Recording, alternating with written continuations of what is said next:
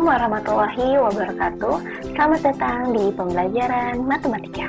Pada kesempatan hari ini, kita akan melanjutkan materi di bab 6 teorema Pythagoras. Semoga kalian dapat menyimak video ini dengan baik dan masih semangat belajarnya. Oke, yang pertama, Ibu akan menjelaskan manfaat setelah kalian menyimak video ini, yaitu menerapkan teorema Pythagoras pada bidang datar. 2. Menerapkan teorema Pythagoras pada bangun ruang. 3. Menerapkan teorema Pythagoras pada kehidupan sehari-hari atau permasalahan nyata. 4. Menentukan jenis segitiga berdasarkan panjang sisi yang diketahui. Dan yang kelima, menemukan bilangan triple Pythagoras. Oke, kita lanjut ke materi yang pertama, teorema Pythagoras pada bidang datar. Oke, sebelumnya Ibu pernah menjelaskan bahwa materi teorema Pythagoras ini akan sering berhubungan dengan materi-materi selanjutnya di tingkat kalian lebih tinggi. Jadi kalian dimohon untuk lebih memahami atau menyimak video ini dengan baik agar lebih paham tentang teorema Pythagoras. Oke, di sini Ibu punya contoh soal. Tentukan jarak antara titik A negatif 5,4 dan B 1,-1. Nah, kalau ada penjelasan seperti ini berarti ini harus kita buat dulu di bidang koordinatnya. Oke, di sini Ibu udah sediakan. Nah, kita gambar ya. Yang pertama itu titik A negatif 5,4. Negatif 5,4. Nah, berarti dia di sini kita beri nama titik A. Selanjutnya yang B itu koordinatnya 1,-1. Berarti dia di sini kita beri titik nama titik B. Yang sudah ditulis titik B-nya. Oke, selanjutnya kita gambar garisnya karena kita diminta untuk menentukan jarak antara titik A ke titik B. Titik B. Ya, berapa jarak antara titik A ke titik B? Nah, kalau garis hanya seperti ini, apakah kita bisa langsung menentukan panjang dari garis ini? Tidak, apakah kita bisa menghitung manual? Oh, ini setengah, ini satu, oh ini satunya lebih dikit atau kurang. Nah, tidak bisa kita menentukan panjang garis AB ini dengan cara seperti itu karena hasilnya tidak akurat. Nah, dari kalau kita bisa menggunakan garis bantu seperti ini. Nah, kalau sudah bentuknya seperti ini, berarti ini sudah bentuknya segitiga siku-siku. Kalau sudah bentuk segitiga siku-siku seperti ini, berarti kita bisa menggunakan teorema Pythagoras. Nah, bagaimana cara kita menggunakan teorema Pythagorasnya? Kita tentukan, ini kan sisi miringnya sudah ada ya. Berarti tinggal sisi miring yang akan kita cari. Berarti kita butuh kaki sudut atau sisi yang ada di sudutnya, yaitu di sini panjangnya 5 cm dan yang ini 6 satuan. Jadi tugas kita itu mencari AB. Berarti kalau sudah seperti ini, bentuknya sudah siku-siku, kita sudah bisa menggunakan teorema Pythagoras. Ya, kita pakai rumus teorema Pythagoras, yaitu AB, karena kita akan mencari panjang AB, kuadrat sama dengan 5 pangkat 2, dari sini ditambah 6 pangkat 2. Kenapa ini ditambah? Ya, benar, karena kita ingin mencari sisi miringnya atau sisi yang paling panjang. Jadi, ditambah. Oke, langsung saja AB pangkat 2 sama dengan 5 pangkat 2 itu 25, ditambah 6 pangkat 2 yaitu 36. Yaitu AB pangkat 2 sama dengan 61. Jadi, panjang AB sama dengan akar 61. Nah, kalau soalnya seperti ini, jawabannya seperti ini, apakah ini salah? Tidak. Nih, tenang aja Ibu berikan contoh soal seperti ini biar kalian tidak terpaku dengan akar-akar yang langsung jawabannya 10 atau bilangan yang lain. Nah, bilangan akar 61 itu juga bisa menjadi jawaban dan ini juga benar.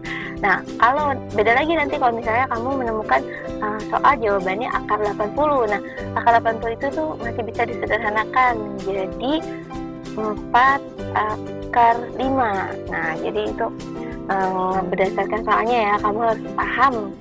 Jangan kalau udah nemu kayak gini, udah Bu ini masalah nggak ada jawabannya, nggak kayak gitu ya. Oke, jadi panjang AB sama dengan akar 61. Oke, sampai sini semoga paham ya. Kita lanjut ke contoh soal yang kedua.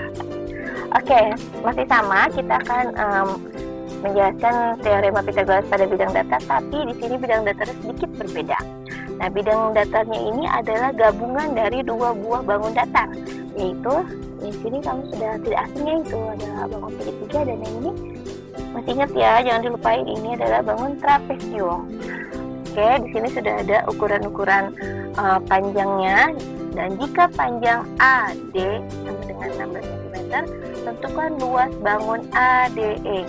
ADE yaitu bangun yang segitiga. Nah, dari contoh soal seperti ini tuh banyak sekali yang dapat kita cari. Bisa kita mencari luas kedua bangun ini atau mencari luas salah satunya, dan tugas kita itu mencari luas dari ADE yaitu segitiga. Nah, kita ingat bahwa rumus luas segitiga yaitu setengah dikali alas dikali tinggi. Nah, lihat di sini alasnya. Apakah sini sudah diketahui alasnya? Ya, benar. Ingat ya, ini walaupun ini bentuknya seperti ini segitiganya, tapi ingat alasnya tetap yang ini. Dan yang ini adalah tingginya. Apakah alasnya sudah diketahui? Sudah, yaitu 16 cm. Apakah tingginya sudah diketahui? Belum. Nah, ini adalah yang tugas kita. Sebelum kita mencari luas, berarti kita harus mencari tinggi dari segitiganya itu. Oke, bagaimana kita menentukan tinggi dari segitiganya? Ternyata kita lihat nih, segitiganya setelah diberi garis putus-putus seperti ini berarti membentuk dua buah segitiga siku-siku. Nah, tapi kalau kita ingin mencari tingginya, kita hanya perlu menggunakan salah satu segitiga siku-sikunya ya. Berarti kita bisa mencari panjang EO pangkat 2. EO yang mana? Bisa kita tambahkan sini untuk memudah. Di sini menjadi titik O, berarti EO sama dengan ED.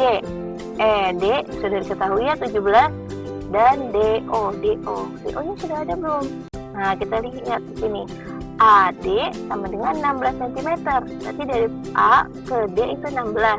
Dan sini ada tanda seperti ini, berarti kedua panjangnya sama. Berarti di sini harus AD itu 16. Berarti di sini berapa? Di sini berapa? Ya, benar, 16 bagi 2 berarti di sini 8 dan di sini 8 cm. Berarti DO-nya itu 8 cm. Ini bisa DO, bisa AO ya, terserah kamu. Yang penting ini kita gunakan salah satu segitiga siku-siku yang ini. Oke, kita masukkan angka-angka ke dalam rumus yang ini. EO pangkat 2 sama dengan ED-nya sudah diketahui 17 pangkat 2 dikurang 8 pangkat 2. Nah, ini kenapa ini dikurang? Ya, betul, karena ini sisi miringnya atau hipotenusanya itu sudah diketahui 17. Berarti kita tinggal mencari sisi yang lain, berarti itu ini kurang.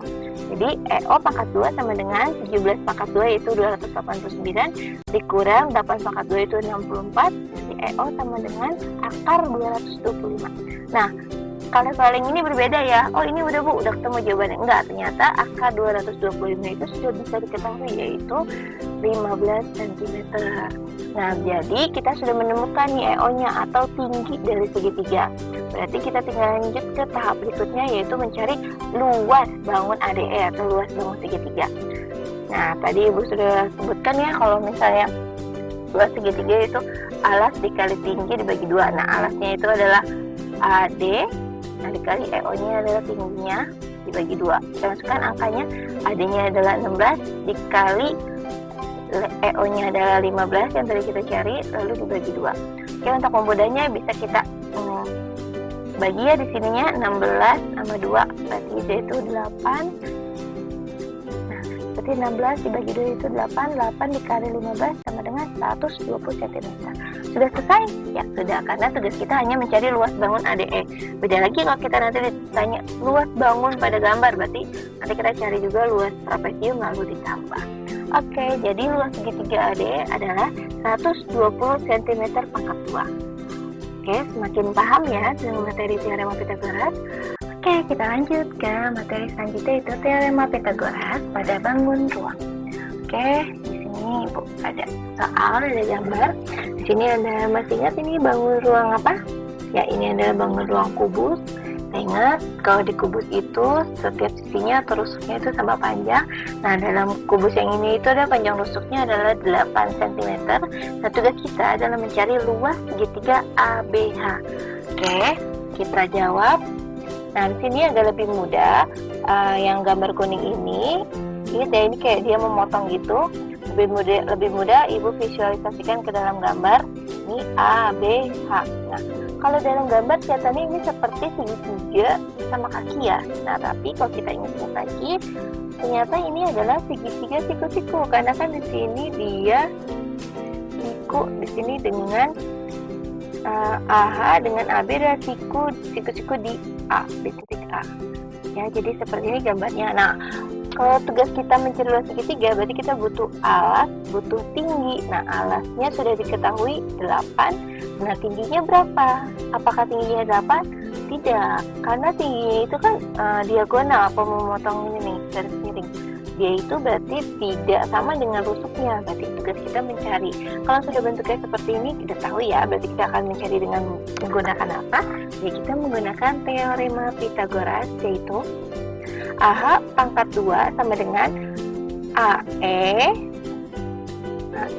ditambah EH pangkat 2 AE nya itu adalah rusuk, berarti 8 cm. 8 ditambah 8 juga 8 kuadrat, yaitu AH pangkat 2 sama dengan 8 pangkat 2 itu 64 ditambah 8 pangkat 2 itu 64. Berarti AH pangkat 2 sama dengan akar 128. Nah, sampai sini sudah selesai belum? Belum, karena 128 bisa kita sederhanakan, itu AH sama dengan 64 dikali 2. 64 kali 2 itu dari mana? Berarti kan 64 dikali 2 yaitu adalah 128. Nah, AH sama dengan akar 64 dikali akar 2. Ini kita pisah ya. Nih, Ibu ngejelasin lagi nih materi kalian di kelas 7. Jadi AH sama dengan 64, akar 64 itu adalah 8. Nah, akar 2-nya kita biarkan saja. Jadi AH sama dengan 8 akar 2. Oke, sudah ketemu AH-nya, sudah ketemu AB-nya. Berarti kita tinggal mencari luas segitiganya. Yaitu sama rumusnya alas dikali tinggi dibagi 2. Alasnya itu adalah 8, tingginya adalah AH yaitu 8 akar 2 dibagi 2. Nah, sudah seperti ini. Oke, untuk memudahkan berarti kita tinggal bagi 8 dengan 2-nya. Ya. 8 dibagi 2 berapa? Ya, 4. 4 dikali 8 akar 2. Jadi 4 dikali 8 yaitu 32 akar 2 cm kuadrat. Berarti luas segitiga ABH adalah 32 akar 2 cm kuadrat. Oke, sudah paham ya? Oke, kita lanjut teorema Pythagoras pada kehidupan sehari-hari atau permasalahan nyata. Nah, nanti pada saat kalian menemukan soal cerita, ada soalnya itu beraneka ragam, ada yang soalnya seperti ini, ada yang suka nanti kalian suruh mencari tinggi menara atau mencari jalur pesawat. Nah, itu nanti beraneka ragam. Jadi ingat, kalau kamu mengerjakan soal seperti ini, berarti kamu gunakan konsep teorema Pythagoras. Oke, Ibu bacakan dulu ya soalnya. Sebuah tangga yang panjangnya 5 meter bersandar pada pohon. Jarak ujung bawah tangga terhadap pohon 3 meter. Hitunglah tinggi pohon yang dapat dicapai oleh tangga. Nah, kalau ada soal seperti ini, berarti atau soal-soal yang lain yang seperti ini, berarti kalian harus menggunakan sketsa atau visualisasi bagaimana maksud dari soal ini. Nah, ini sini Ibu buatkan gambar seperti ini ya gambarnya. Sebuah tangga yang panjangnya 5 meter bersandar pada pohon. Panjangnya 5 meter, ini tangganya bersandar. Karena dia bersandar, berarti tangganya posisinya nggak lurus ke atas, dia miring ke pohon. Oke, jarak ujung bawah tangga terhadap pohon 3 meter. Ujung tangga terhadap pohon. Nah, dari sini adalah 3 meter. Nah, itu tinggi pohon yang dapat dicapai. Nah, berarti tingginya. Nah, ini sudah sangat jelas. Ini bentuknya adalah bentuk segitiga ya. Nanti kita bisa menggunakan teorema Pythagoras untuk mencari tingginya. Yaitu tinggi sama dengan akar 5 kuadrat kurang 3 kuadrat. Kenapa di sini Ibu dikurang? Ya betul, karena sudah diketahui hipotenusanya atau sisi miringnya. Berarti kita tinggal mencari sisi yang lain dengan dikurang. Yaitu tinggi sama dengan akar 25 dikurang 9. 25 dikurang 9 berapa? Ya 16, berarti akar 16 sama dengan 4 meter. Jadi tinggi pohonnya adalah 4 meter. Oke, sudah paham ya? Dapat dipahami ya? Oke, lanjut kita ke materi jenis-jenis segitiga. Nah, ini Ibu ingatkan lagi, ada sisi terpanjang pada setiap segitiga. Oke, ini ya. Lihat, segitiga, jenis segitiga itu ada segitiga siku-siku, dan ada segitiga sama kaki, dan ada segitiga tumpul. Oke, paham ya membedakan segitiga siku-siku sama kaki, tumpul? Sudah sering banget diulang ini materi ini. Oke, nah kalau kita bisa mengidentifikasi nih, apakah dia segitiga siku-siku kah, apakah sama kaki kah, atau tumpul kah? Nah, ini bisa menggunakan rumus yang ini, yaitu kalau segitiga siku-siku berarti kita tinggal menggunakan rumus teorema Pythagoras, yaitu C pangkat 2 sama dengan A kuadrat ditambah B kuadrat. Nah, kalau dia segitiga sama kaki bagaimana? Kalau segitiga sama kaki berarti C kuadrat itu kurang dari A kuadrat ditambah B kuadrat. Jadi nanti sisi-sisinya, misalnya A-nya diketahui berapa, C-nya, B-nya berapa, kamu identifikasi.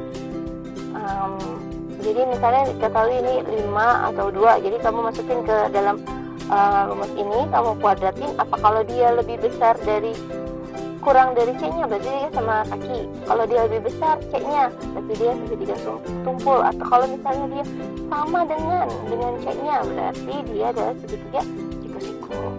Oke, ini paham ya? Lanjut ke triple Pythagoras. Triple Pythagoras adalah rangkaian 3 bilangan positif yang merupakan sisi-sisi dari segitiga siku-siku yang memenuhi dalil Pythagoras. Ingat dalil Pythagorasnya itu apa? Ya, C kuadrat sama dengan A kuadrat ditambah B kuadrat. Agar lebih paham apa maksud dari triple Pythagoras, Ibu berikan contoh soalnya. Apakah kelompok bilangan 5, 12, 13 merupakan triple Pythagoras? Oke, kita jawab. Kita masukkan ini dulu, kita identifikasi. Berarti A-nya adalah 5, B-nya 12, dan C-nya sama dengan 13. Yang untuk A dan B itu ini ya, bisa yang mana aja. Tapi kalau C itu harus yang paling panjang, sisi terpanjangnya. Langsung kita masukkan ke rumus yang ini. C kuadrat sama dengan A kuadrat ditambah B kuadrat. Berarti C kuadrat sama dengan A-nya ada 5 kuadrat ditambah B-nya ada 12. Berarti C kuadrat sama dengan 25 ditambah 144. C kuadrat sama dengan 169. C sama dengan akar 199. C sama dengan 13 cm. Oke, lihat sama ya. Nah, berarti benar. Berarti angka bilangan 5, 12, 13 adalah pasangan triple Pythagoras. Oke, di sini Ibu berikan tabel. Inilah cara mengetahui sekelompok bilangan merupakan triple Pythagoras atau bukan. Yang tadi dengan cara mengkuadratkan ketiga bilangan tersebut. Lalu kedua, cek apakah bilangan tersebut bilangan terbesar adalah jumlah dua bilangan yang lain. Nah, tadi ya maksudnya cara yang tadi kita sudah lakukan di slide sebelumnya, yang ini. Nah, ini Ibu ada pasangan beberapa triple Pythagoras. Ini adalah bilangan triple Pythagoras. Kalau kamu kurang yakin, saya emang nggak yakin, kamu coba dengan cara yang tadi. Oke, dan di sini ada tipe 1, tipe 2, tipe 3, dan tipe 4. Nah, ini adalah bilangan kelipatannya. Ya, ini kelipatan dari ini 3. Kelipatan ini, kelipatan. Oke. Demikianlah video pembelajaran kita pada kesempatan hari ini. Semoga apa yang Ibu sampaikan dapat bermanfaat untuk kalian. Terima kasih sudah menonton video ini. Jangan lupa di like, share, and subscribe ya. Assalamualaikum warahmatullahi wabarakatuh.